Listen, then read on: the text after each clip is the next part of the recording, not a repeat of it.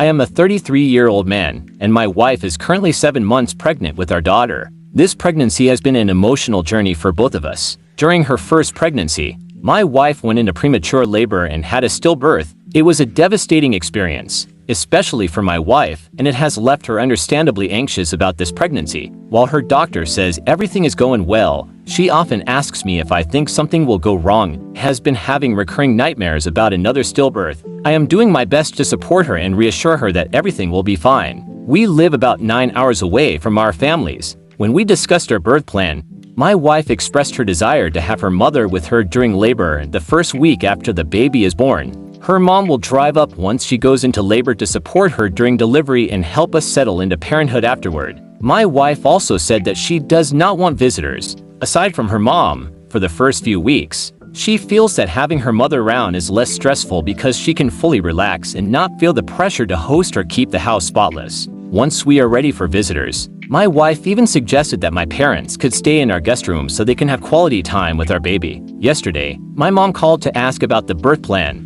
I explained the plan to her and told her we would love for her and my dad to visit a few weeks after the baby is born. However, she immediately said she and my dad would drive up as soon as my wife goes into labor. She mentioned staying at a nearby hotel and being there to meet the baby shortly after birth. I gently reminded her of the plan and explained why we were asking her to wait. I told her my wife wanted her mom there during labor to support her and that my mom would get plenty of time with the baby after we have had some time to adjust. I emphasized that we are not trying to exclude her but are simply trying to reduce stress for my wife, given what happened during her first pregnancy. My mom, however, was not happy. She argued that she and my dad should be included and said it was unfair that my wife's mom gets to be there while she does not. I explained that my wife is more comfortable with her mom during this sensitive time, that this is about ensuring a smooth and stress-free experience for her. My mom responded by saying that mothers of sons always get the short end of the stick when it comes to things like this. This is where things got a little tense. My mom and my sister have always been close,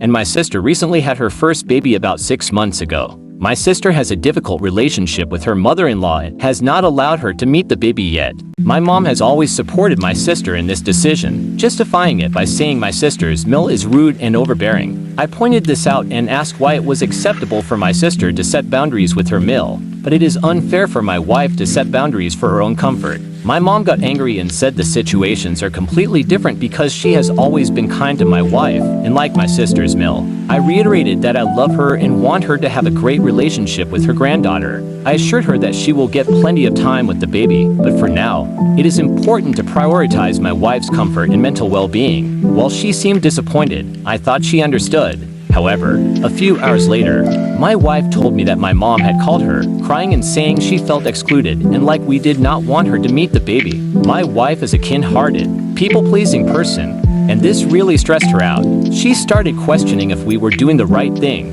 which upset me because she is already dealing with so much anxiety. I immediately called my mom and told her that if she calls my wife to complain about the birth plan again, she will not be allowed to see the baby for 2 months after she is born. I added, mostly jokingly but with some seriousness, that I would add another month for every call she made after that. My mom was furious and said we were excluding her and my dad and that I was being cruel. My dad later called and said I was wrong for giving my mom an ultimatum. He accused me of using time with the baby as a way to control my mom and punish her for expressing her feelings. I explained that I am not trying to control anyone, but I am determined to protect my wife from unnecessary stress during this critical time. He insisted I owe my mom an apology for making the threat. I disagree. I want my mom to have a great relationship with her granddaughter, but my wife's mental health and well-being are my priority right now. Am I the asshole?